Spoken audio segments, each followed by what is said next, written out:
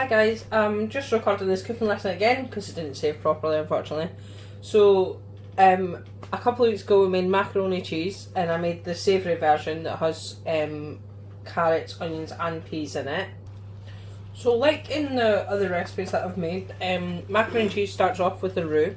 So in here, this is for 2 portions, so I've got 25 grams of butter, 25 grams of flour and 25 grams of grated cheese, and I've got 250 ml of milk. So to start it off as well, first thing you want to do is cook your macaroni. So I'm using this macaroni, and you can use any pasta. So it's recommended that you weigh 75 grams of this like uncooked, and that's a portion. So I'm going to pop in 150 grams of my pasta into boiling water.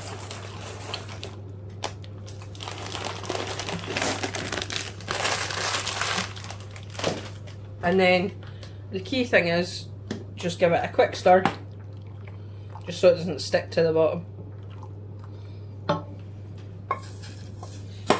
Right, so in this pot here, what I'm going to do is I'm going to fry off my onions and bacon.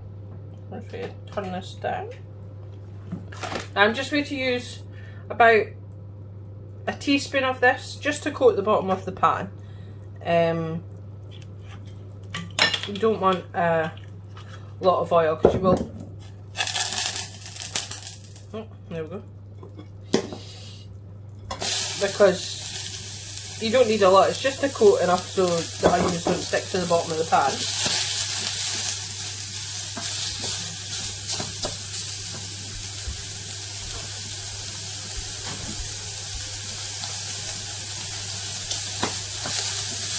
So all I want to do is cook the bacon through until the bacon's all completely cooked.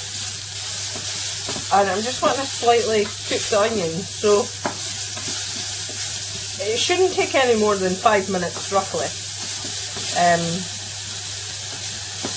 You just want to keep on stirring that and cook your onions and your bacon. It doesn't matter if it gets a little black on the bottom. I don't know if you can see it with the camera.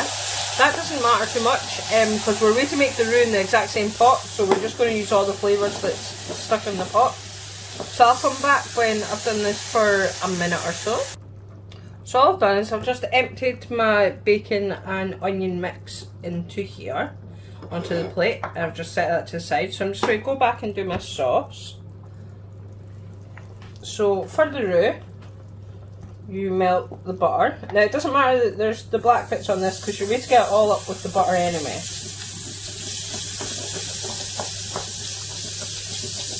So when the butter's melting, you just scrape the bottom of that pan and you'll get all the flavour from the onions in.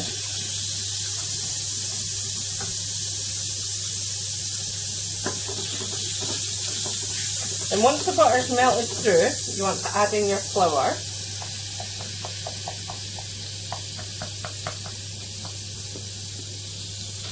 And then mix it together, and it'll form what they call a roux, so it's just like a paste. And you want to cook this through for a couple of minutes. Just stirring. It will look like a bit like a paste and a bit like not quite like a sauce, but don't worry, it will turn into one. So you just want to cook this through for a good minute or two.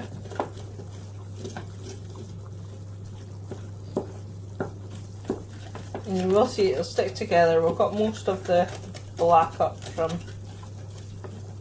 the onions. Now you want to do this on about a medium heat. I wouldn't do it on high heat because it is harder to keep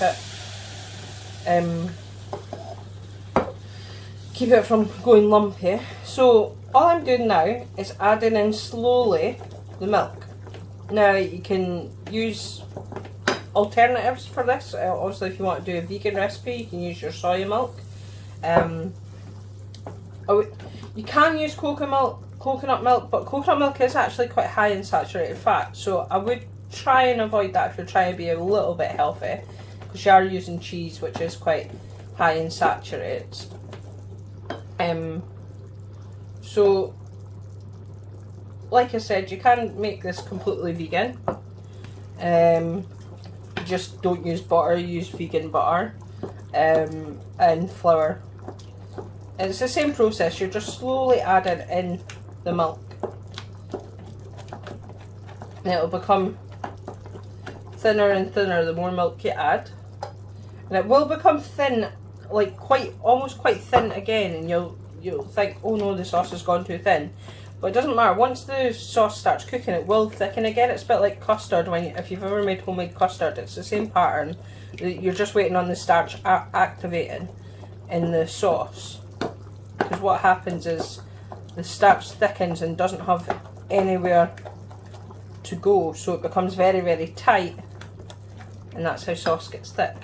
It's kind of like, especially when it's exertion to heat. So a bit like if you take a tin of soup out of a can straight away, it's kind of like almost jelly like and in like one clump. And that's just because the starch is activated in it, it's became solid, but as soon as it came down to heat, it'll start to break down again. So as you can see, it's slowly getting there. I'll add in the rest of our milk. Now, as you can see, it will be like runny again, but don't worry, because what you want to do is cook this out. So you want to turn up the heat ever so slightly. So I've got this on, this is like a hob one, so I've got my heat on 4. And what you want to do is just want to gently keep stirring it, and it will thicken. It'll begin to thicken. It'll take roughly about 5 minutes or so. So I'll come back when that's done. So this is starting to thicken again. So because it's starting to thicken, this is when I'm going to add in my cheese. And I'm just going to mix it together.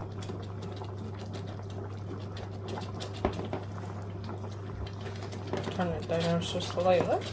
So as you can see, you just want it so it coats the back of your spoon. That's the kind of thickness you're aiming for.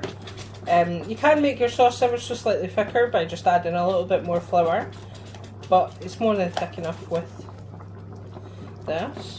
So then I'm going to add in my onions, because this is savoury macaroni. I'm adding in extra vegetables.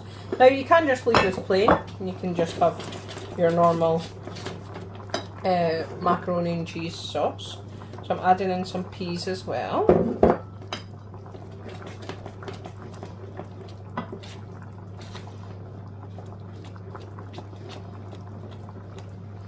And what I'm going to do is I'm going to drain my pasta, because my pasta only takes 8 to 10 minutes to cook. So by the time you've actually made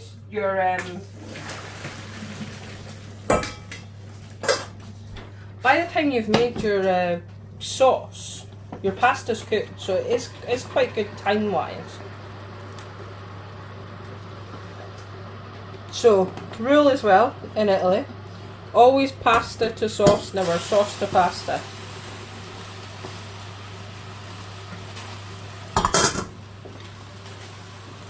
And I'll just stir this all together.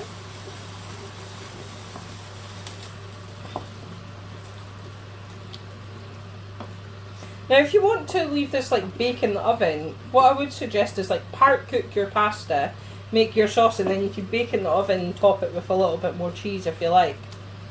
But it's more than fine just mixing it all through here. And then the other thing I'm going to add into it to make it the savoury one is some tomato puree. Now it's only a wee teaspoon of this, just enough to flavour it. I'm running out of tomato puree, but we've got enough for this recipe.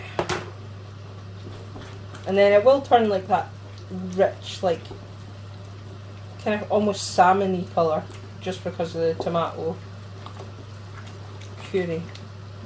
But it tastes absolutely delicious.